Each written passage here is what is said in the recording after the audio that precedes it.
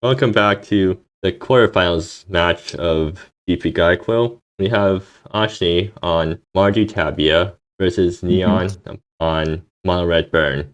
So yeah, Neon's on the play, which is really good for them because you're Burn. You want to be on the play. You get to get your threats down before your opponent has mana for removal or whatever. The hand seems good. No creatures, but Fiery Temper with Fiery Temper with no way to trigger it is a little rough. But other than that, yeah, you definitely keep this. Oshni Moles. That's even worse. It's arguably worse. Yeah, I think they have to mull again. Going down to 5 is rough. Well, that's just unfortunate, but I think it has to be done. Oshni's definitely deliberating on it because, well, I mean, they do have turn 1 Valdez, and if they top deck a land, they can go for turn 2 Prying Inquiry or whatever. Yeah, I mean, the thing is having to draw land.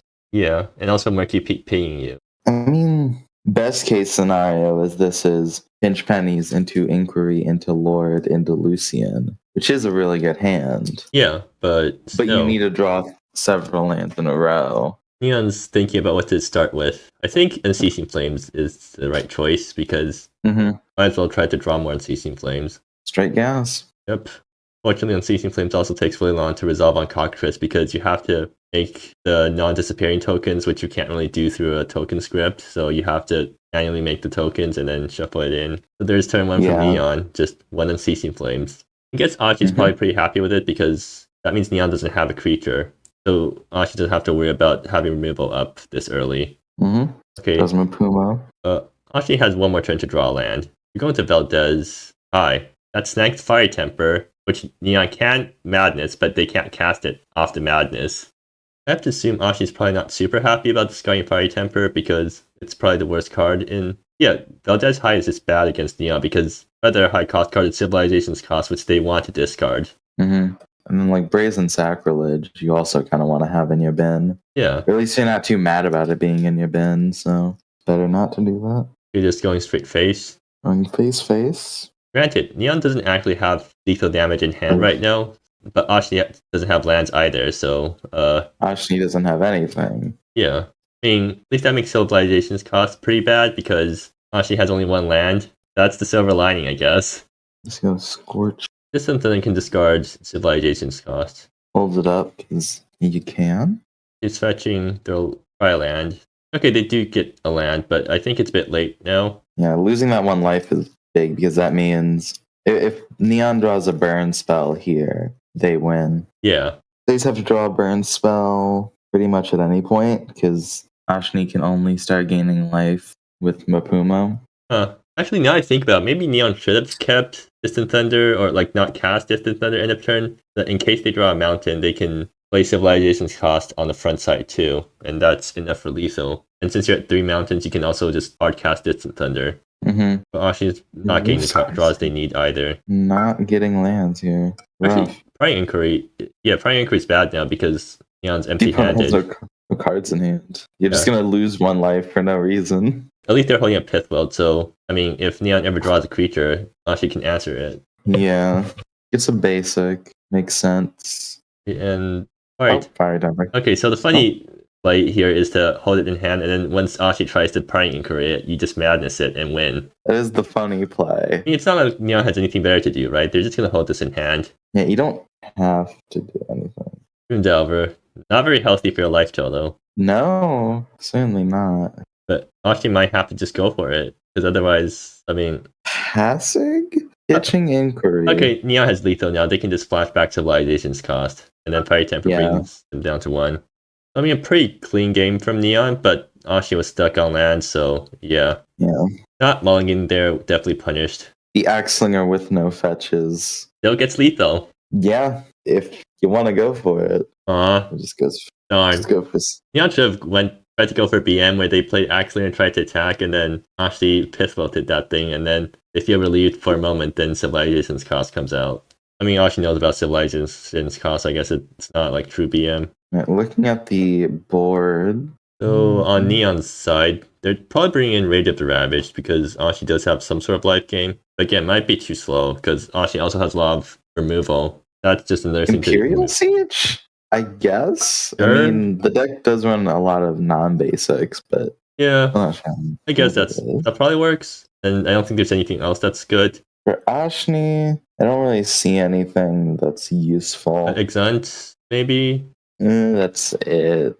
Even then, like in that game, having Exunt wouldn't Face the matter at Dawn. all. His face is not even good here. Like, it wipes the board, No, but do you really need a board wipe in this matchup? I think it's better just be picking off the creatures with Yeah. splicing and wilt and Exunt. Actually, Then maybe bring in Event Horizon in case Neon brings in Rage of the Ravaged. oh yeah, But yeah, like, this is just not a very good sideboard for burn. Oshni didn't unlock the sideboard, so Oh, huh. that might mean they didn't actually board at all, which Yep. also makes sense because No, that's giving a lot of information to your opponent. yeah, one of them small things, but he's noticeable. That's a really good hand from Neon, I think. I don't think you can ask for a better hand. Yeah, that's Honestly. got Thunder and Temper and Call to Axe-Slingers. The only downside being that if you Thunder and Temper in the same turn, the Axe-Slingers are Oh yeah, out. good point. That's actually something I noted about Neon's deck during the decklist stream.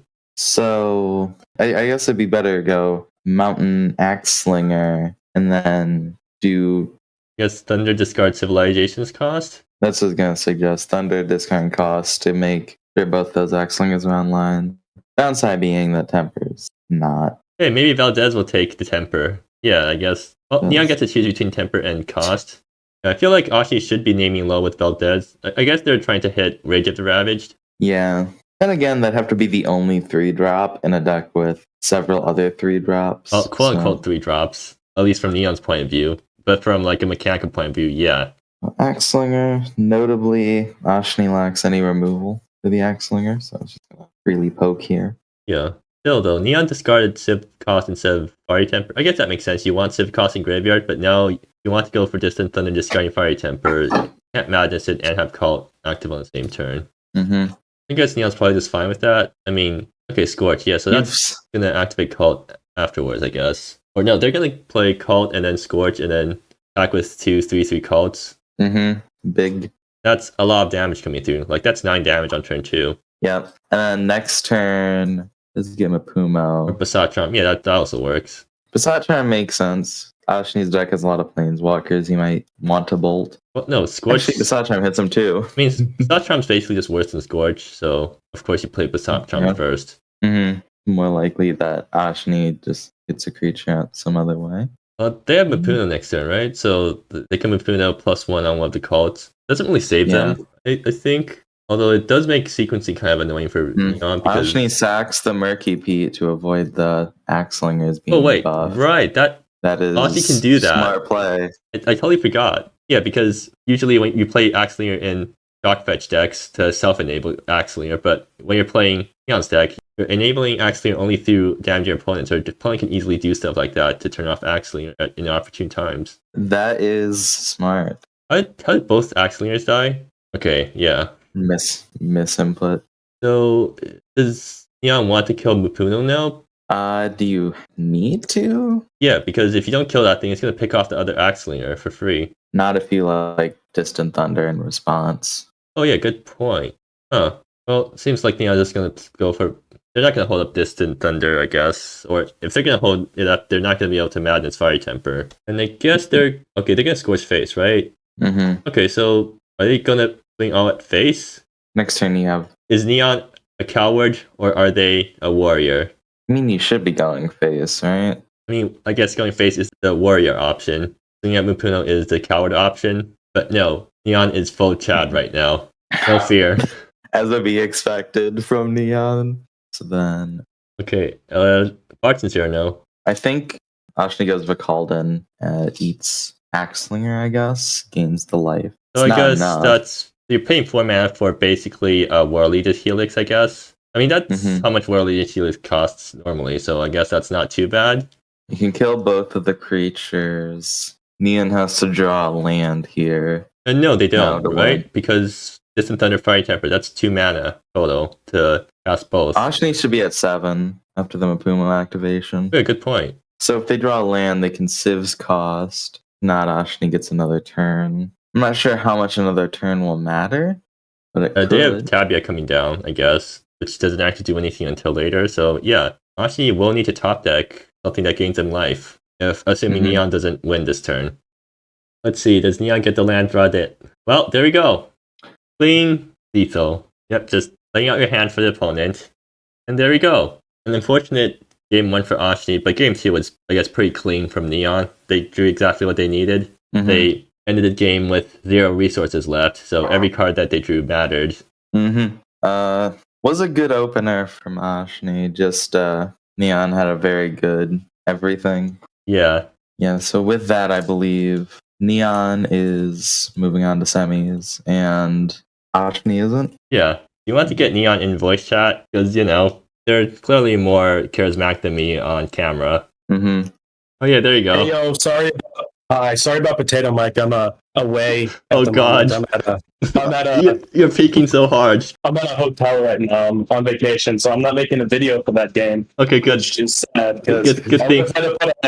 I wonder how to put on an accent for that was really fast. I feel kind of bad. Yeah, You're don't worry. staying on that grind even while you're on vacation. Wow. Yeah, I mean, I don't know. Yeah, gotta enjoy things. Gotta make sure I actually play in the tournament. Yeah, that's true. Yeah. So, any words of wisdom for us? My question was with Valdez, why would you go highest? Because the only things that I would have in my hand that are not 1 mana get benefits from being in the graveyard. With Valdez, you for sure want to go lowest against specifically my deck. Because what are you going to hit? You're going to hit Fiery Temper. You're going to hit, I guess, Storm Surge and Distant Thunder are good hits for that one. But you're going to hit Fiery Temper. You're going to get Brazen Sacrilege. And you're going to hit Civilization's Cost. Yeah. So, and you can see in that game that mattered because it got my Civilization's Cost in the graveyard in that last game there. So yeah, that was something we did point out, was that it was a weird choice going higher on the Valdez. Yeah, it's specifically I thought if they choose higher on the Valdez, it might make sense to leave up a land and effort turn 1 and then hope they have me discarded. But I was like, they just picked lower. But I guess they didn't, which Well, I mean, in post-board games, I guess you can justify it by saying that they were trying to snipe Rage of the Ravaged, assuming you brought it in. I wasn't too worried. They didn't have enough aggressive life gain. Okay, yeah. I didn't actually sideboard that second game at all. I was pretty confident with what I had going. Did Oshni also not sideboard that game either? I have no idea. I mean, I don't think so. I didn't. Yeah, they literally did. I didn't see any non-main board cards, and also they didn't unlock the sideboard. Yeah, just okay. Complete confidence in your main deck. Just don't unlock the sideboard between games. That's such a display of dominance. See, now it's not only confidence; it is actively showing your opponent, "I'm not boarding anything." Yeah, that's why you're so confident, because you're so confident that you're gonna win, that you're gonna leak some information to your opponent. It's even more dominant when you lost the first game, because in that case it was Oshni more got land screwed than anything else. Yeah. So it makes sense not to board. I'm looking to decide, but I don't think there's anything in here that's really helpful against burn specifically. Mm-hmm. Yeah, there's just nothing good in the board. And plus, you also have Tabia, so you need to keep count of your card type numbers with Tabia. Yeah. Also notable is that all of the removal that Oshni used in the game was also gained them life, which could have mattered, whereas none of the board removal gains life. Yeah. Because they used the Vicaldin and the Mapumo, and both of those are drains instead of just straight up damage or removal. Yeah. Thank you for hopping on Postgame, Neon. It was great to talk with the quarterfinals winner. Oh, that's quarterfinals? What was the top cut? I didn't count. Did you not look? No, I looked. I knew I had a match. I just was like, oh, I'm playing against this person. But I'm also on vacation, so I was like, I saw it on my phone. I'm like, oh, okay. I DM'd them and I closed my phone. So I'm like, what was it was top X? Is the top 8? It is top 8 because the events. Anyone that goes X and 1 gets into the top cut, so it's usually just referred to as top X. Yeah, but usually siphons down to top 8 and then top 4 and then top 2 and then winner. Yeah. I mean, it definitely feels good to be doing well in a tournament, because I have been absolutely horrible at my FNMs recently playing Modern. It was rough, but it's nice to It's nice to play in a format where, first of all, you're not restricted by budget. Yeah. Because yeah, Murktide and Ragavan be expensive. But yeah, thank you for definitely having me on. I'm sorry I went on a little rant there, but let's just say Comey was playing again because Yeah. commentary. I'll just say that. All right. Yeah. Thanks for having me on, guys. Sure. Yep.